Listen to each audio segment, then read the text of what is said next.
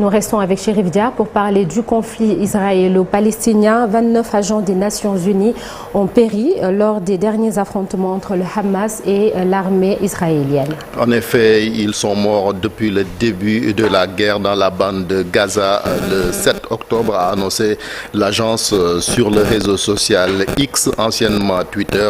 La moitié de ses collègues étaient des professeurs, ajoute donc l'agence, toujours sous le choc. Ici en Afrique, dans l'est de la République démocratique du Congo, des combats ont à nouveau donc secoué la ville carrefour de Kitshanga ce week-end. Samedi, de violents affrontements y ont opposé les rebelles du M23 soutenus par le Rwanda selon plusieurs sources et des groupes armés proches des autorités congolaises de Kinshasa.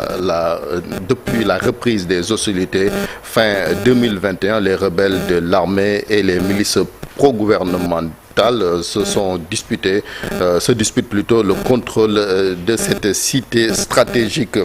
Au Maroc, la police a saisi depuis jeudi 19 octobre plus d'1,3 tonnes de cocaïne à Casablanca, une saisie record effectuée grâce à une alerte donnée par des propriétaires d'unités de distribution de poissons qui ont découvert les paquets suspects dans leur cargaison. La drogue était dissimulée dans des palettes de poissons congelés d'après donc les autorités marocaines. Et puis au Niger, l'ancien président Mohamed Bazoum, renversé fin juillet par un coup d'État et accusé par le pouvoir militaire d'avoir tenté de s'évader, se trouve à Niamey avec sa famille et son fils. Il se porte bien, a appris donc l'AFP ce dimanche. Son annata en sport avec donc cet international. 60 mètres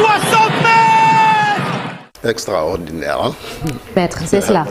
Une cinquantaine de mètres. Oui, à 19 ans. Hein? C'était son premier but en Ligue. Et on se demande